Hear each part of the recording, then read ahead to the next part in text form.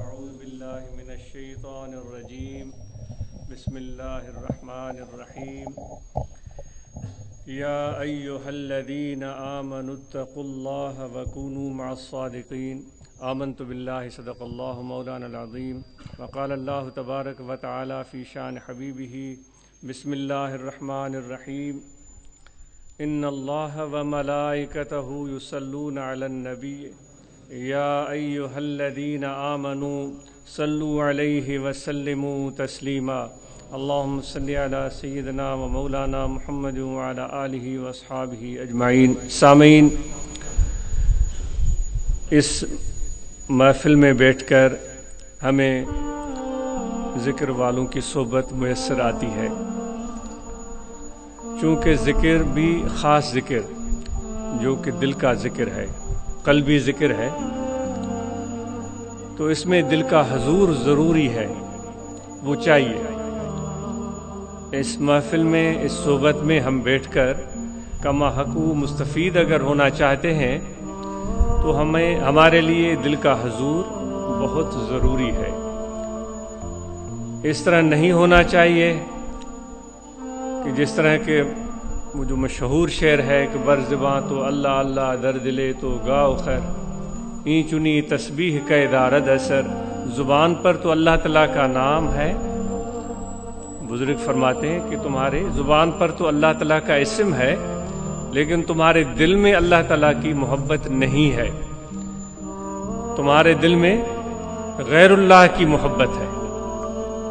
مال، اولاد، گدھے، گھوڑے، بھینسیں، بکریاں اور گائیں، ان کی محبت موجود ہے، تو وہ بزرگ فرماتے ہیں کہ اس تسبیح کا کیا اثر ہوگا.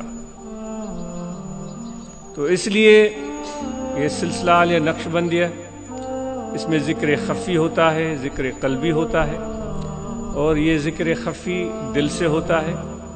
یہ دل کے توجہ سے دل جاری ہو جاتا ہے، آپ کی توجہ سے دل جاری ہو جاتا ہے. اور صحبت جب محبت، عقیدت اور ادب سے کی جائے، محبت بھی ہو، محبت کے بغیر استفادہ نہیں ہوتا. اسی کی بات آدمی تسلیم کرنے کے لیے تیار ہوتا ہے جس سے محبت ہو. تو محبت تو بنیاد ہے، محبت ہو، عقیدت ہو، پھر ادب بھی ہونا چاہیے. جب یہ چیزیں موجود ہیں تو پھر نگاہ کرم ہو جاتی ہے ہمارے دلوں پر، آپ کے دلوں پر، جس سے کایا پلٹ ہو سکتی ہے، جس سے انسان کی زندگی میں تبدیلی رونما ہو جاتی ہے. بلکہ یہ نگاہ کرم، یہ توجہ باطنی جو مشائخ عطا فرماتے ہیں، وہ اتنی پر اثر ہے کہ انسان تو انسان، اس کا اثر بے جان چیزوں پر بھی ہو جاتا ہے. کسی بزرگ نے فرمایا کہ میں اپنے مرشد کے ساتھ صحبت میں جا رہا تھا کسی سفر میں، تو انہوں نے ایک جگہ ایک کتے کو دیکھا، بھٹکتا ہوا آوارہ کتا. تو وہ خادم فرماتے ہیں، کسی کتاب میں میں نے پڑھا تھا، وہ فرماتے ہیں میں نے دیکھا کہ ہمارے مرشد کامل نے ان کو ایک نظر دیکھا، اس کتے کو ایک نظر دیکھا.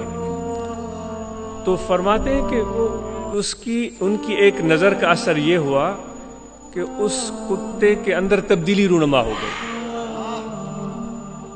وہ ایک جاندار کتا، اس کے اندر تبدیلی رونما ہو گئی. اس میں ایسی کشش پیدا ہوئی کہ آس پاس کے اور جو کتے تھے وہ اس کے ارد گرد اکٹھے ہونے شروع ہو گئے، اور وہ ان کے لیے ایک طرح سے مرکز بن گیا کہ وہ سارے اس کے آس پاس آ کر بیٹھ گئے. وہ آنکھوں دیکھی بات بتا رہے. تو میں عرض کر رہا تھا کہ جب دل میں عقیدت ہو، ادب ہو، تو پھر نگاہ کرم جو ہوتی ہے تو اس کا اثر یقینی ہے.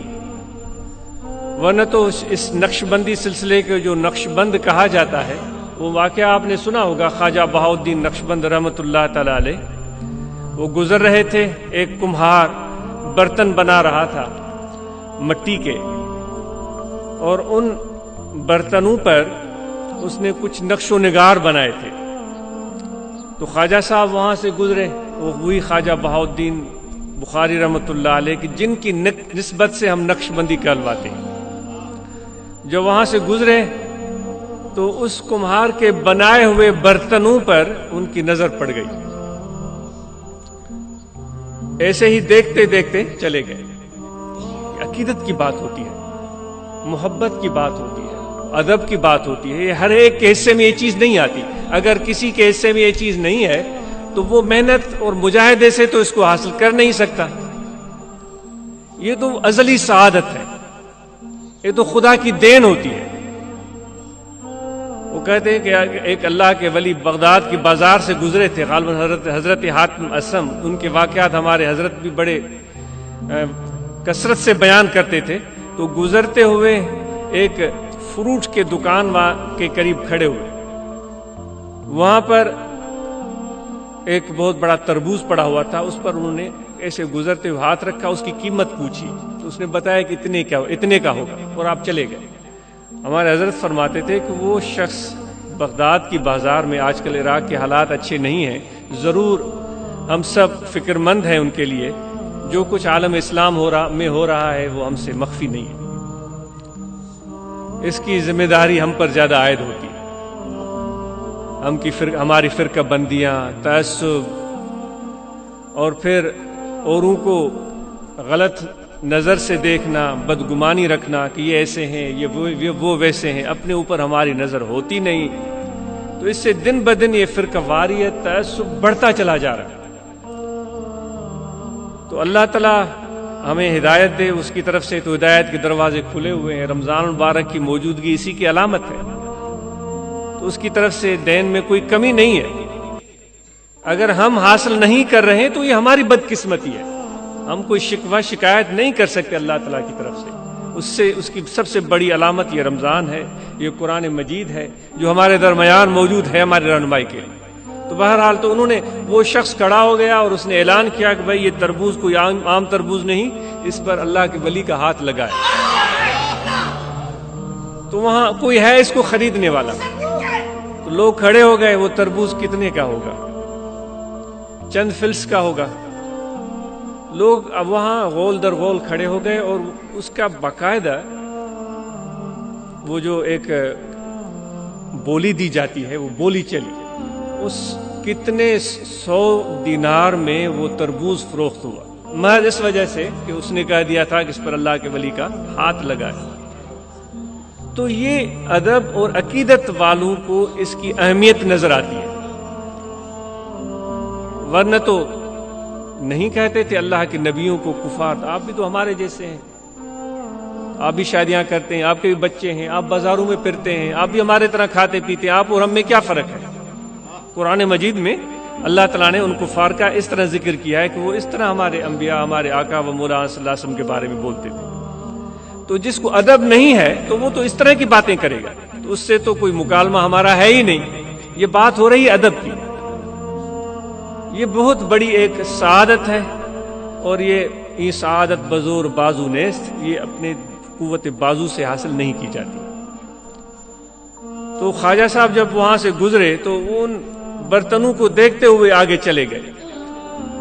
تو وہ کمہار دیکھ کر حیران ہو گیا کہ اس نے کچھ نقش و نگار پھول بوٹے بنائے ہوں گے. وہ حیران ہو گیا کہ وہ جو اس نے نقش و نگار بنائے تھے پھول بوٹے ان مٹی کے برتنوں پر، وہ پھول بوٹے نہیں رہے، وہ لفظ اللہ بن گیا. ہر ایک برتن پر وہ پھول بوٹے لفظ اللہ میں تبدیل ہو گئے. تو ان کی نگاہ کرم سے، ان کی توجہ باطنی سے یہ ان برتنوں پر یہ اثر ظاہر ہوا.